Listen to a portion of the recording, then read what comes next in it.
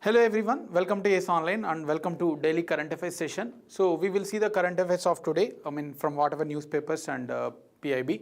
First article is, so first article is Global Partnership on Artificial Intelligence. So this is part of science and technology. Then we have Zika virus. So this is also part of science and technology. We have discussed this few times, but anyway, again there was a guidelines from the center that recent spike in cases in the Maharashtra, right? Then cabinet committees, it were reconstituted. We have discussed some 1 month back also this one. Again, they were reconstituted, which is part of our polity subject. Then comes Sampurnata Abhiyan initiative, a new initiative by Niti Aayog, a very, very important article. As part of that, we will also discuss about the aspirational districts program as well as aspirational blocks program. So within this initiative, we have two more sub-schemes, a very important article. There is a high chances to ask, right? So this is part of governance or schemes and policies. Schemes, policies. Then Rudram 1, science and technology. Again, we have science and technology news. Exercise Nomadic Elephant. This was asked in the engineering service exam of UPSC this year itself in the preliminary examination, as 15 questions are from general studies. So this was asked, right? So this is part of defense. Then World Soil Health Index. So this is part of environment. And finally some factual pointers and practice questions. I hope my audio as well as video is clear now. Very good evening, Malini. Welcome to the session. So yes, we will discuss the first article of today's session. That is Global Partnership on Artificial Intelligence. So we all know that artificial intelligence means simulation of human brain, how the human brain's think is stimulated inside the computer. So computer will work the similar way how our human brain thinks. So that is called as artificial intelligence. But actually this is a very simple definition. Everyone, even layman will understand this definition. But actually the application of artificial intelligence, including lot of neural networks and then coding. So it is actually in practice, it is a very difficult one, a different one than what we actually theoretically understand, right? So because of that, the various countries came together and they have established recently a partnership among the countries that they want to divide the understanding between the theory and practice. So theoretically it is very easy, but practically it is a very difficult to implement. That's why all the countries came together and they have established the Global Partnership on Artificial Intelligence, right? For the reducing the difference between the theory and practical application. That is the objective of this organization. But why we are discussing this? The context is, it is the 6th meeting of these countries, whatever the countries that have part of this organization. The 6th meeting of this Global Alliance for Artificial Intelligence has recently happened in Bharata Mandapa, New Delhi. So this was happened recently in the New Delhi on 3rd July, that is yesterday only. So that's why we have extracted this article from Press Information Bureau, right? Now, very good evening, Ranjan. Now let's know more about this initiative. As we have already discussed a point that there is a difference between understanding theoretically and practice. So to reduce that, to bridge the gap between theory and understanding practically, the countries have come together and established the Global Alliance or Global Partnership on Artificial Intelligence. So that is the objective, that is the rationale behind implementing this initiative, right? That is the core objective of this initiative. And this was launched in June 2020. So it was launched actually during the COVID times itself. It is not a new initiative as such in the recent year, rather it was 4 years before approximately. So it was established in June 2020. Fine.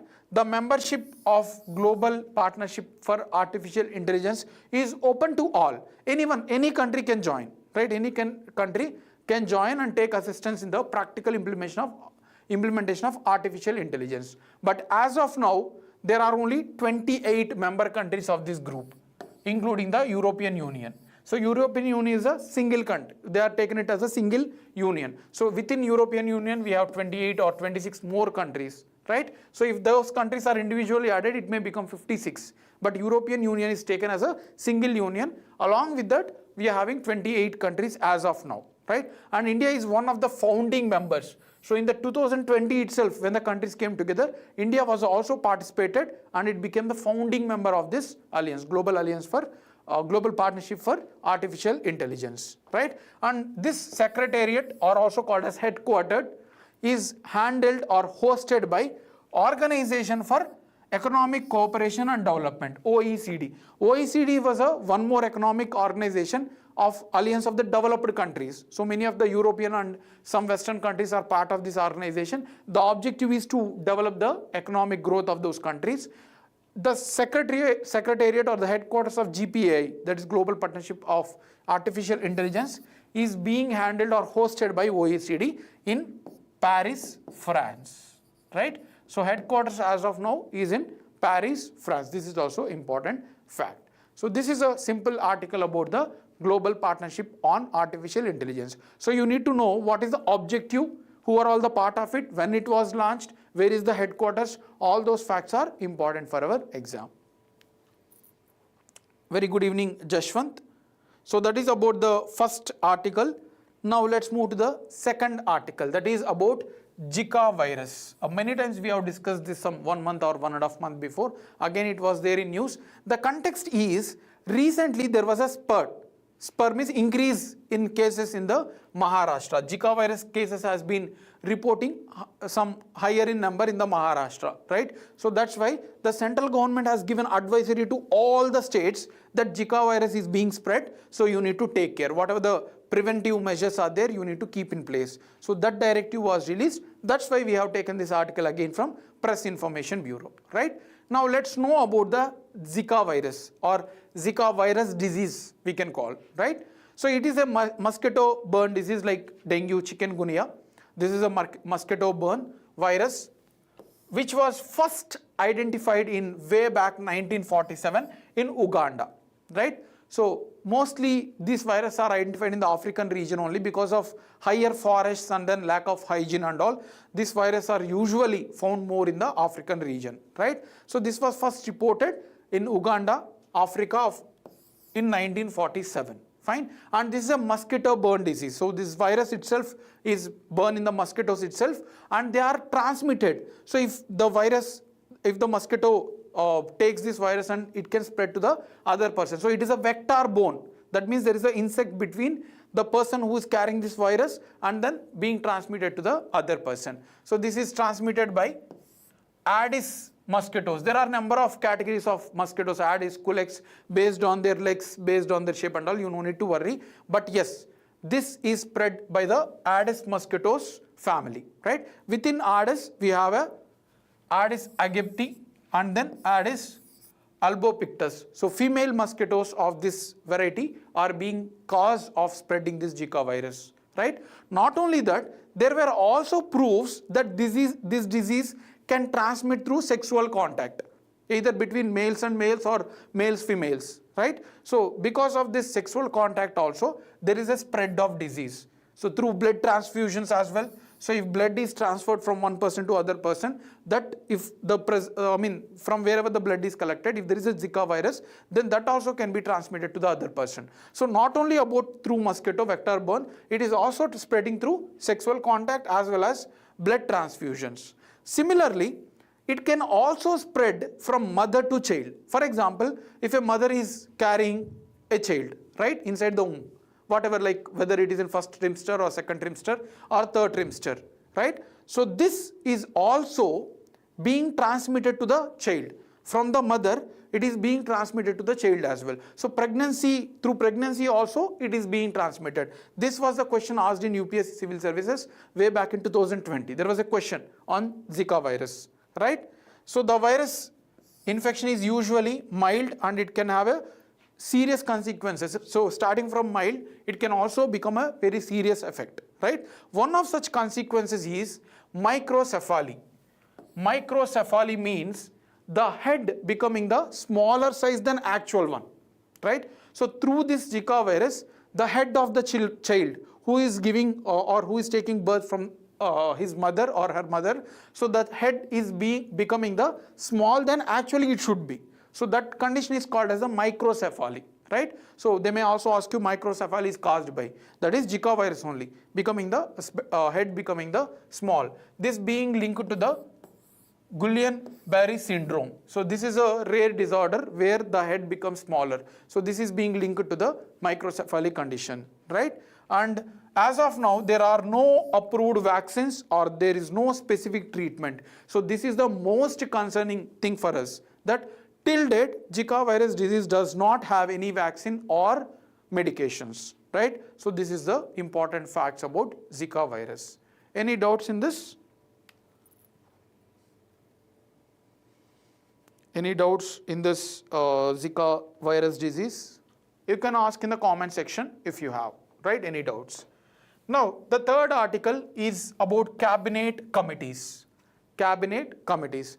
Recently, NDA has formed the new government, that is National Democratic Alliance, along with BJP and other partners, right? They have formed the government. Now, they have reconstituted the cabinet committees. Before discussing what is cabinet committees, let's understand the executive branch of the government. There are three branches of the government, right? So three branches of government. What are they, anyone? What are the three branches of the government? Thank you, Ranjan and Malini, for the response. Jashwant as well. So tell me what actually is the three branches of the government. That is, one is legislature, and then executive,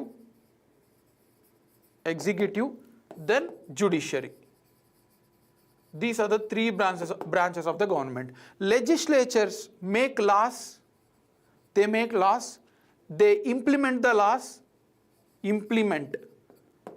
laws, and judiciary checks the implementation as well as framing of the laws, whether they are in synchronous with the constitution. So these are the three branches of the government, right?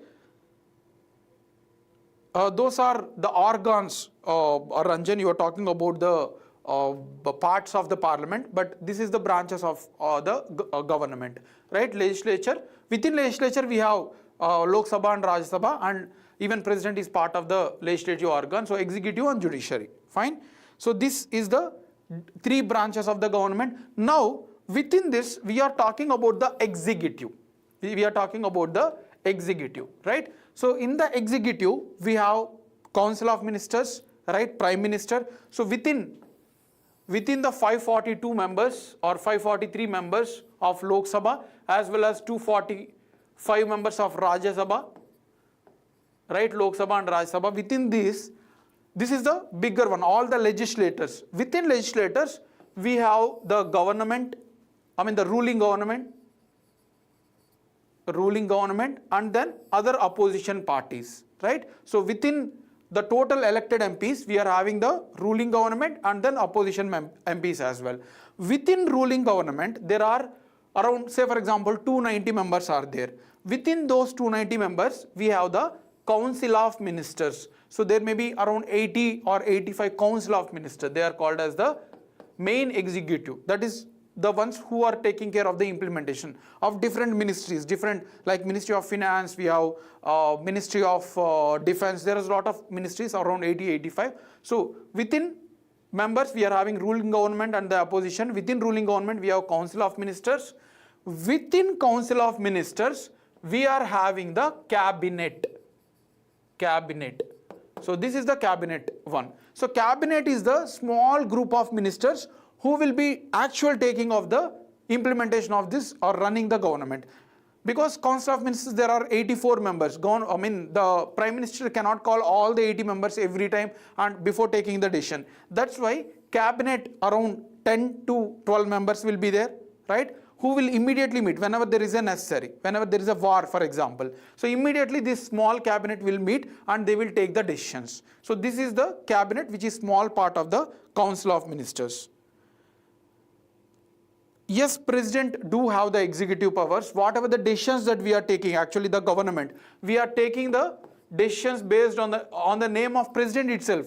President is also part of the executive, right? So he is having the executive powers, and whatever the decisions that we are taking are being taken under the name of president. Even though behind president or the backside of the president, actually prime minister is the superpower along with the council of ministers. But the decisions are implemented or signed by the president itself, right? He's a nominal executive.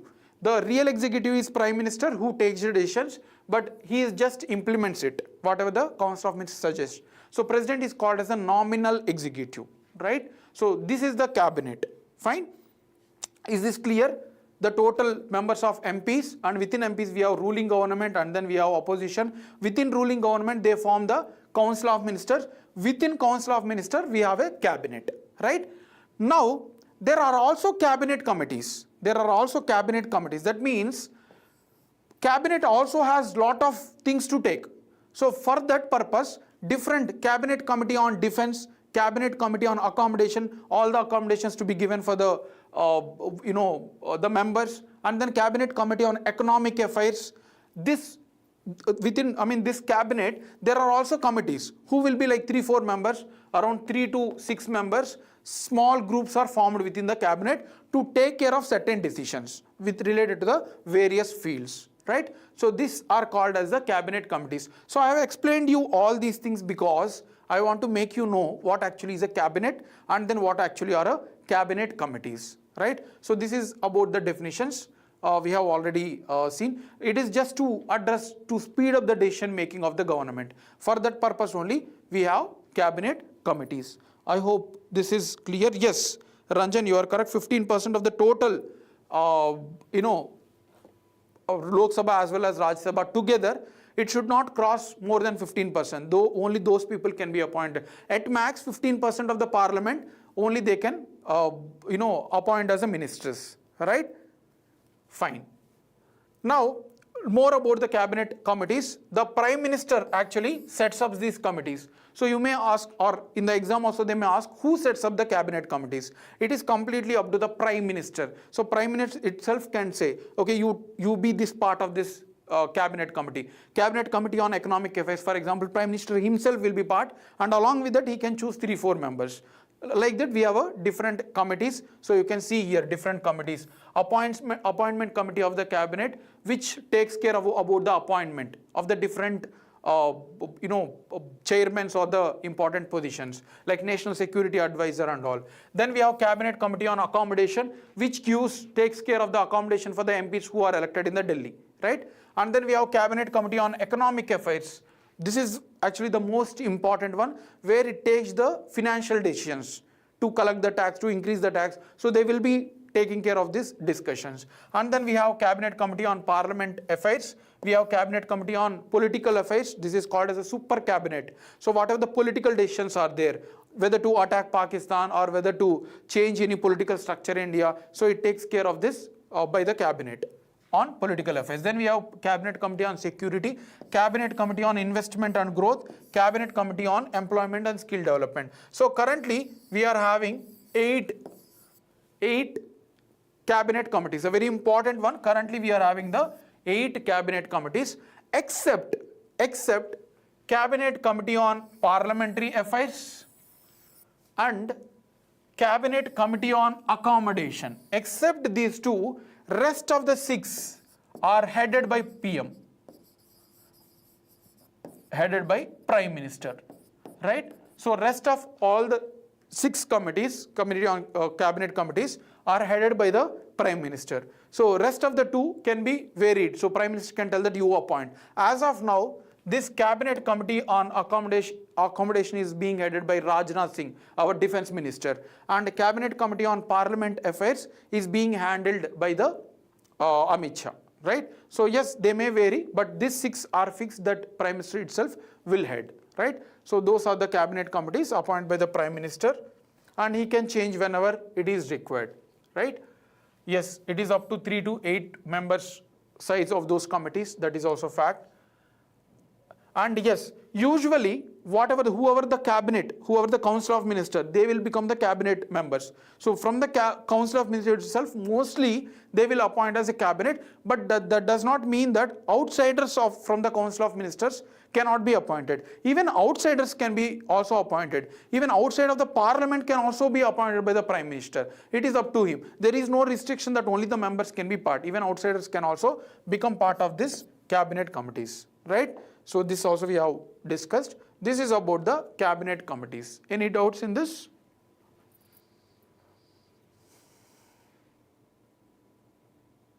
Exactly, Ranjan. This is a flexible ones. Whatever the prime minister thinks fit for him, so he can appoint or he can alter. There is no rigidity at all, right?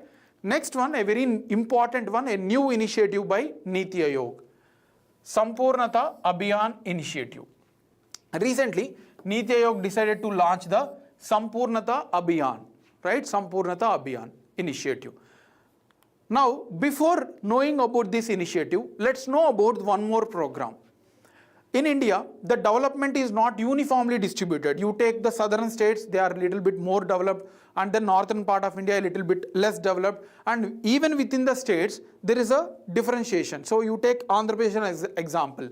The regions which are located in the southern side of the most coastal states, they are highly developed. And in the tribal hamlets, you take Srikakulam, some of the districts, I'm saying Araku Valley, those are resided by the tribal regions where they are underdeveloped. So I'm saying that within India, certain districts are highly developed, certain districts are low developed in terms of economic, political, cultural as well. So they are little bit underdeveloped.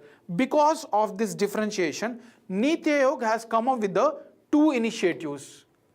It has launched two initiatives. One is aspirational districts program. So within number of districts we have, it has identified 112 districts. 112 districts across the country where tribals are residing. They are dominated by tribals and they are underdeveloped. Underdeveloped, right? So this was launched in 2018 by the Niti Aayog. Aspirational district program is launched by Niti Aayog in 2018 to aim to efficiently promote the development in this 112 district underdeveloped districts, right? So that is the objective of this program. Along to implement the development, to promote the development, Niti Aayog has identified 5 themes. In which index we can develop this?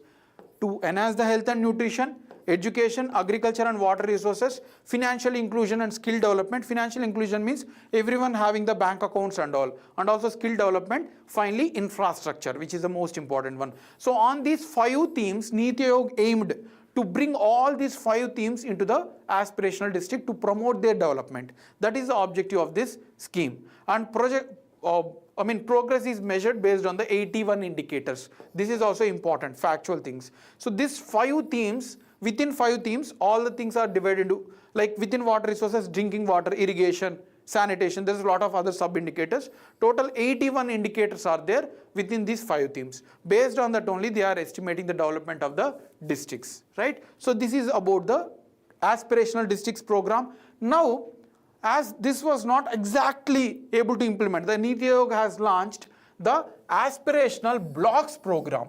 So within district, we have different mandalams which are called as the blocks. So within districts, again they have went for decentralization. This is called as the decentralization, that you need to develop from the very lower level rather than taking from the central level. So we are going at a very decentralized level, that is panchayats also. So they have launched the aspirational blocks program in January 2023, a very, very important one. First, they have launched the aspirational district program, then they went for block level, that is within district we have a number of divisions. So they have identified 500 blocks across 329 districts. So these districts are more than the aspirational districts what actually decided. So total 500 blocks they have identified, and they have divided into the 5 themes. Again, health and nutrition, education, agriculture and allied services, basic infrastructure, social development. Social development means in terms of awareness, education, right? So in terms of going through the social capital, that means promoting the relations, right? So this is also divided into 5 themes again, fine. But the indicators are 40. Indicators are 40. Unlike here, there are less indicators. There are only 40 indicators in the aspirational blocks program. Fine. So these are the two different schemes. Is this clear? Is this clear? So if you understand this, then we will come to the Sampurnata Abhiyan initiative. So it was launched 2018, we have launched the aspirational district program, and then we have launched the aspirational blocks program, but still there was no development in this certain regions. All these indicators, whatever we are aiming, whatever the themes that we are aiming, still not received this towards these blocks as well as districts, right? So it was identified by Niti Aayog that the implementation is slow and these districts and blocks are still lagging behind. That's why they have come up with the one more initiative, that is Sampurnata Abhiyan initiative. Sampurnata means full-fledged implementation, right? So they have now launched 3-month campaign. So this is a 3-month campaign starting from 4th July. That means today. From today it is starting till 30th September 2024. They are going to implement this scheme. So this is a short-term scheme, unlike aspirational district and aspirational blocks program. This is for 3 months. Aiming, what is the aim of this? Within these 3 months, they want to make saturation of this 6 key indicators. We will see what are 6 key indicators. Saturation means completely receiving of all the persons. Say for example, there are 10,000 people in one block. So all the 10,000 people has to receive. That is the saturation.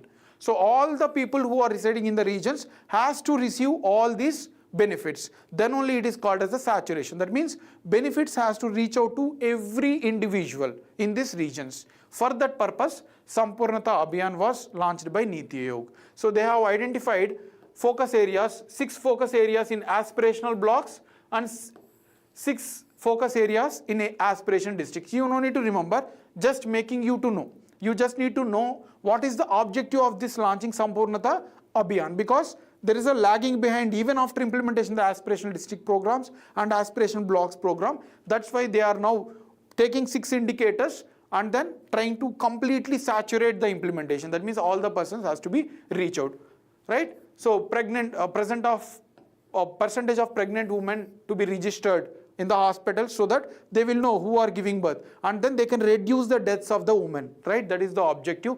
And then diabetes, because diabetes is becoming more hazard in the underdeveloped areas. So they want to reduce this. Then hypertension, that is BP, they want to reduce this.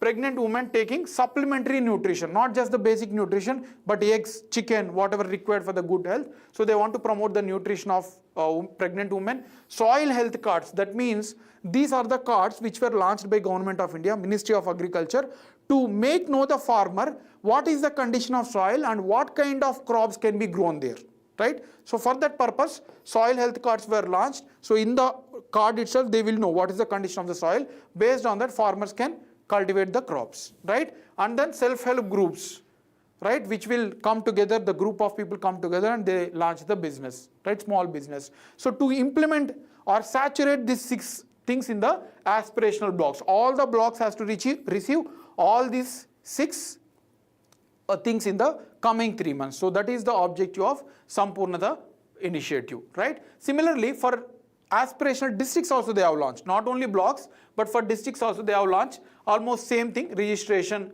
and then soil health cards, right, schools. There are few changes, that is child is fully immunized. That means all the children who are taking birth has to receive the vaccination for different disease. So you might have received also vaccination when you are child, but now we have universal immunization program with the 12 vaccines for the children. So for 12 disease, so all has to be received. And then school education, textbooks, these were the 6 things that aspirational districts has kept, right? Some of the objectives are varying it. Aspirational blocks, we are having different objectives, and then here we have having different objectives, right? And activities to be implemented, 3-month long, it is just a 3-month long. So they are already having the indicators which want to be implemented. They are going to be progress, they are going to track the progress, right? And then helping to monitor through district officials, outreach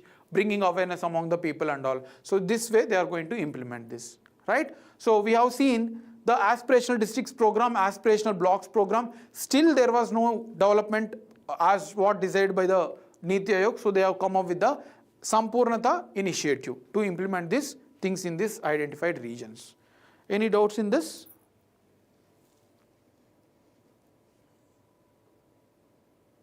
Any doubts in this? Let's move to the next article, that is Rudram 1. Rudram 1. The context is India successfully test fires the first indigenously anti-radiation missile. Anti-radiation missile, right? So we will see what actually this anti-radiation missile is. About Rudram 1, it is a first indigenously made anti-radiation missile. That means if we are firing any missile towards, for example, Pakistan, if they are having the anti-radiation ones, that means they can identify that some missile is coming towards them. So they can attack with the anti-radiation missiles. I mean, they can reflect back these missiles. So this missile is even going against the radiation. So they can make no detection. So enemy cannot detect these missiles. So they are basically anti-radiation missile, a very, very important one. They may also ask you in the exam, Rudram missiles are what? They are anti-radiation missiles, right? They are developed by Indian Air Force along with the DRDO. So they are developed by Indian Air Force along with the support of DRDOs. These are designated to track, neutralize any adverse radars also. These missiles can also track any adverse conditions in terms of the communications and all, right? So just remember that they are the anti-radiation missiles, and these missiles are air to surface missiles. That means from air they will shoot out the surface ones, right? So they are air to surface missiles. Rudram is a air to surface ones developed by the DRDO. From air onwards it will attack. And what is the conditions to how far? The height is up to 15 kilometers. So they can reach out up to 15 kilometers height, and then length that they can shoot out is 250 kilometers.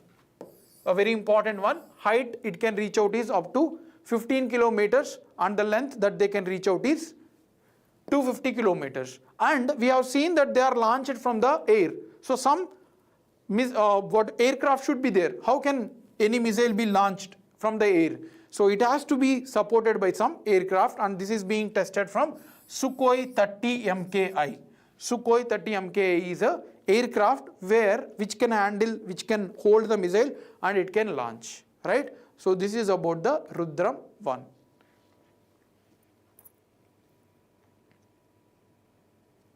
Okay. Now moving to the next article, a very small article, exercise Nomadic Elephant. There was a question in UPSC, ESC, Engineering Service Examination in 2024. This year prelims that has happened. You can see exercise Nomadic Elephant was asked in the exam. So now 16th edition of exercise Nomadic Elephant is being conducting by the India and Mongolia. So between which two countries it was there, they have asked in the exam. It is between India and Mongolia. And is this a water one? No, it is a military exercise between the two militaries. Joint military exercise between India and Mongolia is called as Nomadic Elephant. Now this is the 16th edition. That means it was launched in 2006, way back in 2006 it was launched. Now we are conducting the 16th edition, right? You can see some more features as well. It is a bilateral exercise between India and Mongolia, and the objective is to strengthen cooperation between the armed forces. To strengthen each other's armed forces, they are conducting this, and they are also helpful in counter-terrorism and all. Fine. And the first edition was happened in 2006, and this edition, the 16th edition, 2024 edition, it is being happening in the Meghalaya, India, from July 3rd to July 16. So these are the facts that are very important, right? Very short article. Last article for today, that is World Soil Health Index. It is a report or a study, right? Any doubts in the? Yes, correct, Kumari Santi, Mongolia, India, and the height, you're correct. Fine. Now, let's move to the last article, World Soil Health Index. World Soil Health Index. It was announced by UNESCO. Recently, there is an ongoing international conference on soils. Soils are the most important ones. They have the fertility. So whole agriculture is depending on the soils only, isn't it? So that's why the frequent conference on soils happen. So here the international conference on soil was recently happened in Morocco. It is the North African country, Morocco, right? So you have to remember this as well. So on the sidelines of that, they have released the report called as World Soil Index, World Soil Health Index. So they may also ask you in the exam, World Soil Health Index was recently released by, it was released by UNESCO, very, very important. Don't confuse with UNCCD. So many of you might have answered this, you may answer this, that United Nations Conference on Combating Desertification, which actually takes care of soil health, but this report was released by UNESCO, right? More about this, the index, the aim is to standardize measuring the soil quality. So if we know the soil quality, if it is degraded, then measures can be taken. Without knowing the soil quality, how can we even take measures? So because of that, they are making an index which can measure the soil quality across the world regions. So that is the objective of it. And soil degradation means losing the quality of soil. That is the soil degradation, very popular definition, that the losing the fertility and quality of soil is called as soil degradation. And reasons is deforestation, that means cutting the trees, and then unsustainable agriculture practices, right? Industrial pollution, natural erosion, all these are the reasons for the soil degradation, right? Now pilot program, one more important program was launched by UNESCO on the sidelines, pilot program for sustainable management. This initiative is launched by whom, they may ask, and what is the purpose also, they may ask. So this was launched by UNESCO on the sidelines of recently held global conference on soil health, pilot program for sustainable management launched by the UNESCO as part of Biosphere Reserves program. Man and Biosphere Reserves program was already launched by UNESCO. We have around 12 man and biosphere reserves from India, right? So this, as part of this, they have launched, and the objective is to assess the effective management methods used in these sites, right? So for the conservation of soils. So this is the objective which it was launched. So it is called as the pilot program for sustainable management. This is also one of the programs launched on the sidelines. So these are the articles for today. Now let's see some factual pointers. Let's see some factual pointers. First fact, Niti Aayog, just now we have seen Sampurnata initiative. One more report they have launched. Niti Aayog has recently released Improving the Culture and Research and Development in State Universities and Institutes, right? Even though we have number of education institutions, state universities as well as central universities, but research and development is not practically high. We are reading the theoretical thing, and PhD we are completing without the proper application one when we compare to USA and China like countries. So to encourage or to know what is the lackings in research and development in the state universities and central universities, Niti Aayog has launched the report Improving Culture of Research and Development in State and Central Universities, right? So this has given the current status of research in these universities. Next one, Odisha is aiming to launch or plant palm trees to combat lightning deaths. So lightning is a phenomena where electricity is discharged from the clouds or clouds. When there is a phenomena, this electricity is transferred to the earth. In between that, if any humans are there, it will lead to the death, right? So because it has a high electric discharge, they will reach out to the earth, right, from atmosphere. To combat that, Odisha government now is aiming to, cultivate the palm trees, which will absorb, actually the palm trees are very high and they are the good conductors of electricity. So this will be taken by the trees and then transferred to the earth. So humans can be saved, right? So that is the objective why Odisha government has launched. And these palm trees are not native to India, they are native to Africa. From Africa it went to Southeast Asia and South Asia, that is in India, and India is one of the largest contributors or the cultivator for the palm, right? So this is the fact. Next one, scientists has recently discovered the moss called as Syntricha canenervis. So scientific names they may ask, it is a moss, right? So mosses are those non-vascular, that means the tissues, veins that we are having, they don't have, right? So they are grasses, basically mosses means grasses. So Syntricha canenervis is a new discovered moss, right? So they can sustain Mars-like condition, like how the planet Mars, whatever the conditions are there, these mosses can sustain the Mars-like condition. So we may send it to future in the Mars and then we bring back to study what is the atmosphere in Mars and all. So yes, there is a lot of application, but yes, this is the new discovery. Next one, next fact. Jashwant, biosphere reserves means those regions in India which are highly consist of ecology, good ecology, that means plants and then animals. So those regions, say for example you take what you call Seshachalam or Nallamala, these are the regions which are eco-sensitive, that means that they are having the high ecological plantations, animal species and all. Like we are having biosphere reserves of Seshachalam biosphere reserve, Nilgiri biosphere reserve, right? So these are all popular or very ecologically sensitive regions where they are actually resided by the plants and animals, right? So there are around 18 biosphere reserves identified by India, but out of those 18, only 12 were recognized by UNESCO, Man and Biosphere Reserve, right? Yes, so coming to the last before fact, NASA's Mars mission, Odyssey Orbiter. Odyssey Orbiter is a Mars mission launched by the NASA, right? So this was launched way back in 2001. Now it has captured the view of largest volcano in our solar system. You know that there is a lot of volcanoes on Earth, but much bigger than those, there are volcanoes on other planets as well. And Olympus Mons is the volcano, the largest in our solar system. Among all the planets till now we have captured, Olympus Mons is the largest volcano, right? This image was captured by the Odyssey Orbiter, which was launched by NASA. And this was actually launched in 2001, way back, right? And this is the first spacecraft or satellite which has mapped the chemical elements and minerals in the Martian surface, that is on the Mars. On the Mars, this was the first spacecraft to study or noted the chemical elements and minerals in that planet, right?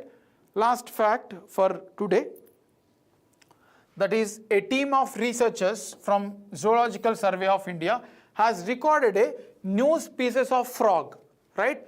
That is in Arunachal Pradesh, Tally Wildlife Sanctuary.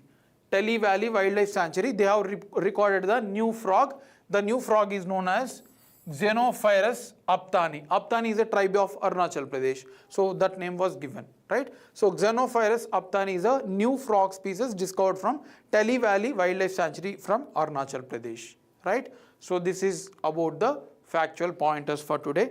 Now let's solve some practice questions. First question about the global partnership on artificial intelligence. So they are asking about the correct statements, okay? Global partnership on artificial intelligence. This was the first article that we have discussed. GPAI is a multi-stakeholder initiative that aims to bridge the gap between theory and practice on the artificial intelligence by supporting cutting-edge research and applied activities, right? So this is the first statement. Second statement, the Secretariat of GPA is hosted by the United Nations headquarters in New York. So this is the second statement. So what is the answer for this?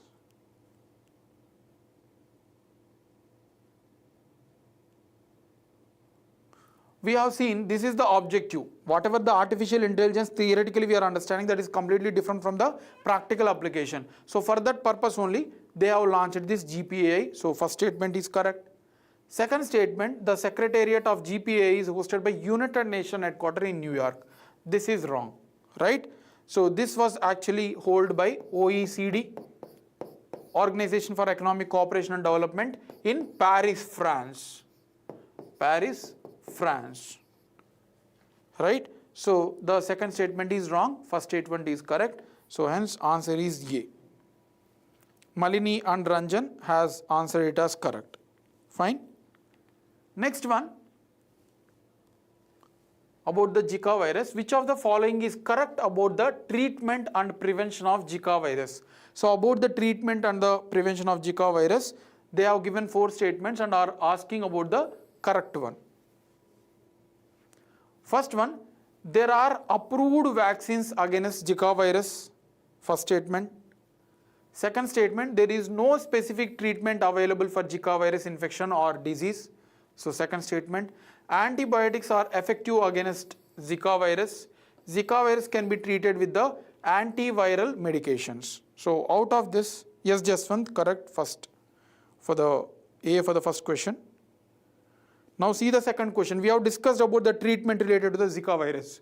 So which statements are correct in this?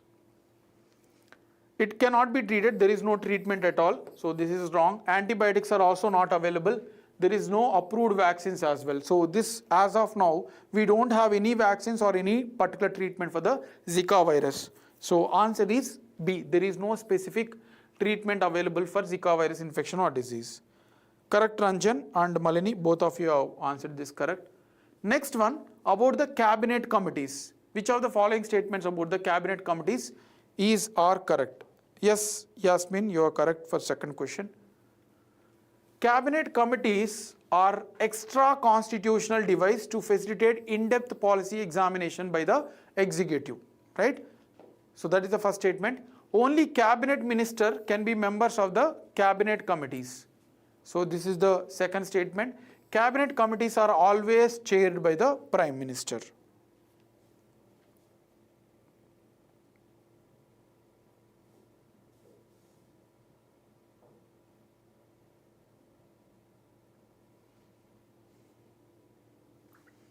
First statement, yes, they are not mentioned in the constitution. It is just to facilitate the proper policy examination by the executive branch. So first statement is correct. Second statement, only cabinet ministers can be part of the cabinet committees. No, even outsiders can also become part of it, right? So there is no restriction that only the cabinet committee members are part of it. So second statement is wrong. Third one, cabinet committees are always chaired by Prime Minister. No, they are chaired by other people also. Third statement is also wrong. So only first statement is correct, that is A. So Yasmin and Malini, Jashwant as well has answered it as correct. Next one, a very easy question. Sampurnata Abhiyan is an initiative by Ministry of Women and Development, Tribal Affairs Ministry, Niti Aayog, Ministry of Food Processing. So what is the answer for this? We have discussed in detail aspirational district programs and then aspirational block programs at the tribal level, underdeveloped districts and all. So what is the answer for this? A very direct question. It is not related to Ministry of Food Processing or Ministry of Women Development. Jashwant, it is not mentioned in the constitution. Cabinet committees are not mentioned in the constitution. They are extra constitutional. I think we forgot to discuss that point. Cabinet committees are nowhere mentioned in the constitution. The term cabinet was mentioned in the emergency part, but cabinet committees are not a constitutional body, right? So very direct question that is launched by Niti Aayog. Correct. So C, Ranjan has answered, Malini, Sahana, everyone have answered yes correct. Last question for today. What significant achievement was made by Mars Odyssey orbiter? Right, we have seen this is in a factual pointers. What significant achievement has it made?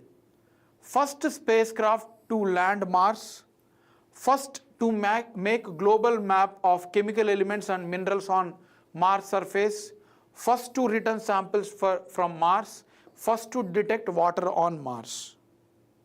So what is the significant achievement? We have discussed this as well. This is the first aircraft to make the mapping related to the chemicals and minerals present in the Mars surface. So this is what it has made. So answer is B. Correct, Malini. So that is all. Yes, Ranjan, you are correct. So that is all for today's session. I hope you have enjoyed the session. So have a great evening. Happy studies. Thank you.